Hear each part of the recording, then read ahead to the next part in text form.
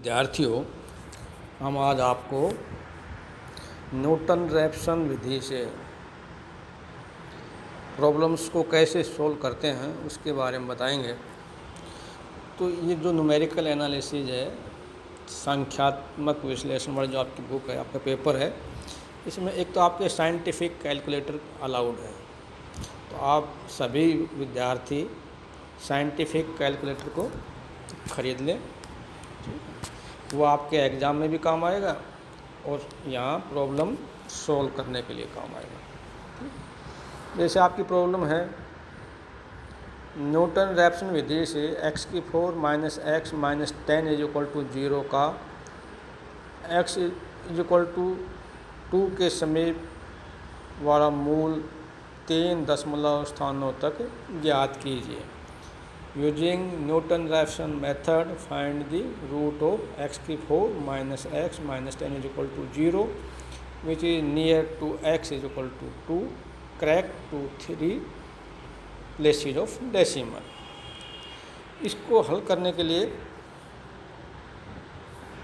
आपको क्या करना है,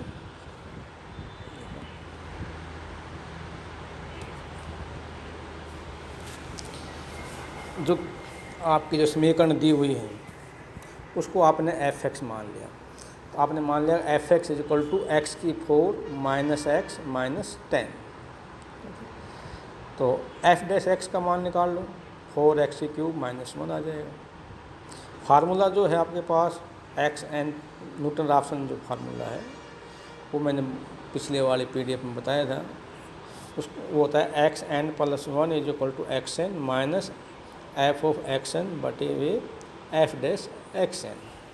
xn + 1 = xn माइनस f(x) का मान आप रख दो, n लगा दो साथ, x⁴n minus xn minus 10 upon f(x) का मान रख दो नीचे, 4x³ n माइनस 1। इसको आप सोल्व कर लो।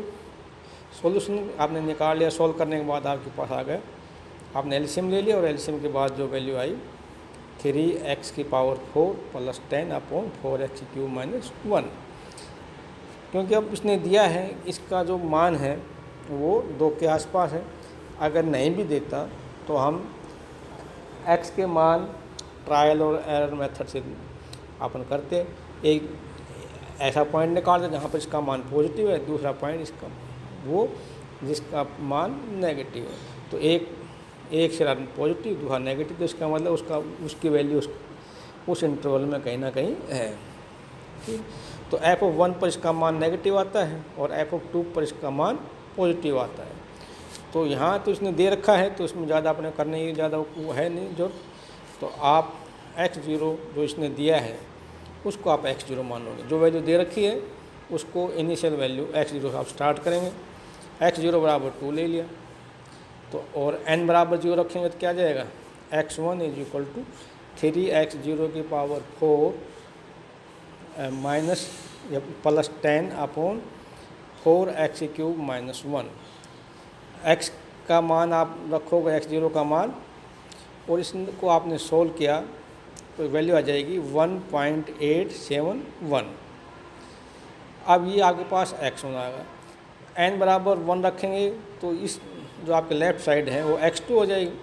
x2 = 3x⁴ + 10 upon 4x⁴ minus 1।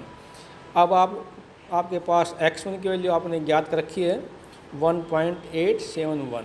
ये वैल्यू आप इसमें रखोगे और कैलकुलेटर से इसको हल करोगे तो आपके पास इसकी वैल्यू आ जाएगी, x2 का मान आ जाएगा 1.856। इसी तरह n = 2 ले लो। तो n = 2 रखने के बाद x3 = 3x⁴ + 10 upon 4x⁴ minus 1। यहाँ पर x2 की वैल्यू जो आपने ज्ञात की है ऊपर वो आप इसमें रखेंगे। इसको सोल्व करोगे तो ये आ जाएगा 1.856। आप देख रहे हैं कि x2 की वैल्यू भी वही है और x3 की वैल्यू भी वही है। इसका मतलब इसमें कोई ख़ास दशमलव के 3 स्थानों तक इसमें कोई वेरिएशन नहीं आ रहा है। तो ये इसके एक्स का जो मान होगा ये इसकी वैल्यू आ जाएगी और आप इस सवाल को यहीं पर ही पूरा मान सकते हो।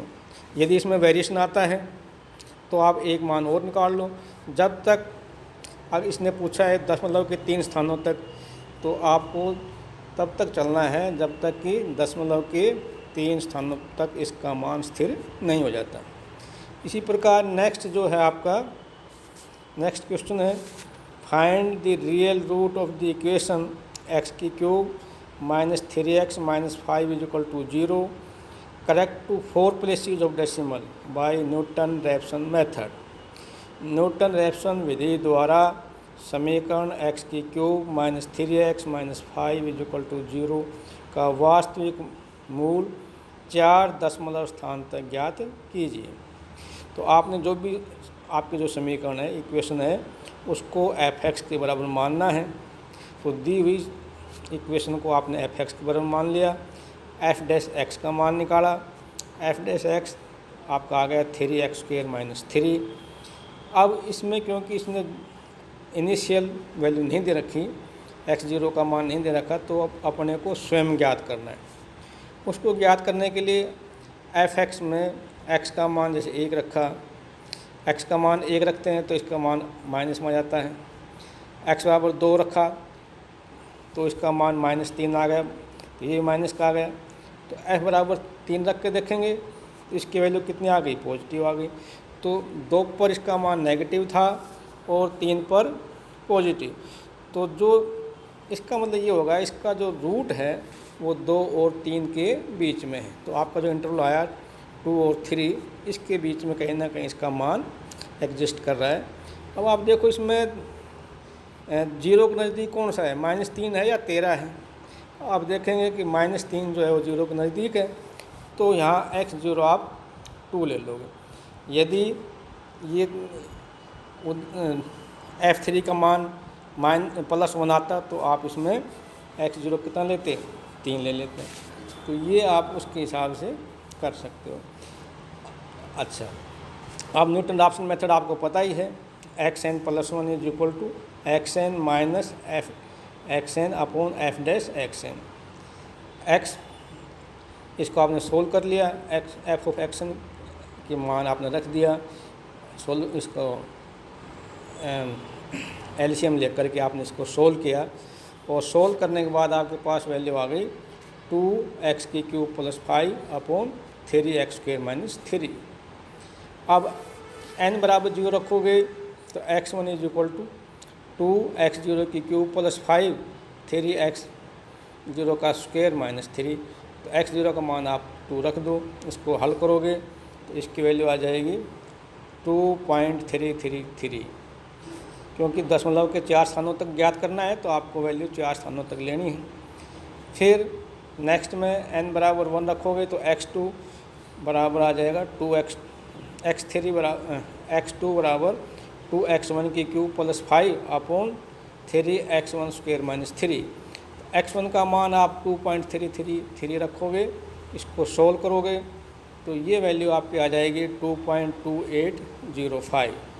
नेक्स्ट अगले इटरेशन में x बराबर आप n बराबर 2 रखोगे तो x3 का मान आप x2 का मान 2.2805 रख करके वैल्यू ज्ञात करोगे। तो x3 की वैल्यू आपकी आ गई 2.2790। अब आप देख रहे हैं कि पहले वाली वैल्यू और दूसरे वाली वैल्यू में चेंज आ रहा है।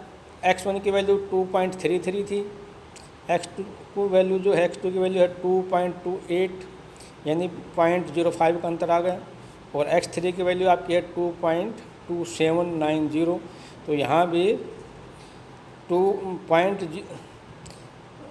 जो थर्ड आपका सेकंड डेसिमल प्लेस है उसमें आपका 0.1 के आसपास का अंतर आ रहा है, 0.01 का। तो आप नेक्स्ट आगे चलेंगे, x4 की वैल्यू के लिए n बराबर 3 रखोगे तो x4 आ जाएगा इधर। x4 is equal to 2x3³ + 5 upon 3x3 का स्क्वायर माइनस 3। यहाँ आप x3 का मान रख दो तो ये आपके पास आएगा 2.790। अब आप देख रहे हैं कि x3 और x4 की वैल्यू में कोई चेंज नहीं है, तो ये आपका आंसर हो जाएगा 2।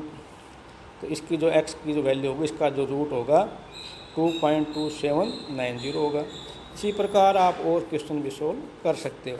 तो इसी तरह आपको न्यूटन राफसन का उपयोग करके इस क्वेश्चन जो आपको सोल्व करने हैं। ओके, हाँ जी, आओ डॉक्टर साहब कर दियो काम।